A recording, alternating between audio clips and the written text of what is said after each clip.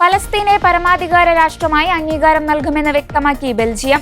UN അസംബ്ലിയിൽ പലസ്തീനെ അംഗീകാരം നൽകുമെന്നാണ് ബെൽജിയം വിദേശകാര്യമന്ത്രി മാക്സിം പ്രവോട്ട് വിശദമാക്കിയത്. ഇസ്രായേലിനെ സമ്മർദ്ദത്തിലാക്കുന്നതാണ് നടപടി. നേരത്തെ ഓസ്ട്രേലിയ, ബ്രിട്ടൻ, കാനഡ, ഫ്രാൻസ് അടക്കമുള്ള രാജ്യങ്ങൾ സമാന നീക്കവുമായി എത്തിയിരുന്നു. ഗാസയിൽ നടക്കുന്ന മനുഷ്യാവകാശ ലംഘനങ്ങൾ ഒന്നിനു പുറകെ ഒന്നായി പുറത്തുവന്നതിന് പിന്നാലെയാണ് ബെൽജിയത്തിന്റെ നീക്കം. അന്താരാഷ്ട്ര നിയമങ്ങളുടെ ലംഘനമാണ് ഇസ്രായേൽ ഗാസയിൽ ചെയ്യുന്നതെന്ന് ആഗോളതലത്തിൽ വിമർശനമുയർന്നിരുന്നു. പാലസ്തീനിൽ നടക്കുന്ന മാനുഷിക പ്രതിസന്ധി കണക്കിലെടുത്താണ് തീരുമാനമെന്നാണ് ബെൽജിയം പ്രതിരോധ മന്ത്രി സമൂഹമാധ്യമങ്ങളിൽ വിശദമാക്കിയത്.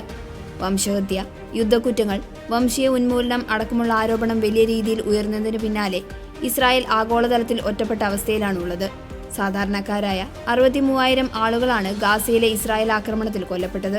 2 ദശലക്ഷം ആളുകൾക്ക് ഇസ്രായേൽ ആക്രമണത്തിൽ കിടപ്പാടം നഷ്ടമായി. ശേഷിക്കുന്ന പാലസ്തീൻ ജനതയെ കടുത്ത ക്ഷാമത്തിലേക്കും പട്ടിണി മരണങ്ങളിലേക്കും എത്തിക്കുന്ന രീതിയിൽ നിരവധി തടസ്സങ്ങളും മാനുഷിക സഹായങ്ങൾ എത്തിക്കുന്നതിന് ഇസ്രായേൽ സൃഷ്ടിച്ചിരുന്നു. ഗാസയിൽ മനുഷ്യൻ സൃഷ്ടിച്ച ക്ഷാമമാണ് നടക്കുന്നതെന്നാണ് UN ആരോപിച്ചത്. ഹമാസ് പിടിയിലുള്ള ശേഷിക്കുന്ന ബന്ദികളെ വിട്ടയക്കുന്നതോടെ അംഗീകാരം നിലവിൽ വരുമെന്ന് മാക്സിം പ്രവോട്ട് വിശദമാക്കുന്നത്. ഹമാസിന് നിലവിൽ പാലസ്തീനിൽ ഒരവസരവുമില്ലെന്നും ബെൽജിയം വിദേശകാര്യമന്ത്രി വിശദമാക്കി. ഇതിനു പുറമെ ഇസ്രായേലിനുമേൽ ചെറിയ രീതിയിലുള്ള ഉപരോധം ഏർപ്പെടുത്തുമെന്നും മാക്സിം പ്രവോട്ട് വ്യക്തമാക്കി. ഇസ്രായേലിൽ നിന്നുള്ള ഇറക്കുമതിക്കായിരിക്കും ചെറിയ രീതിയിലെ ഉപരോധം ആദ്യഘട്ടത്തിലുണ്ടാവുക.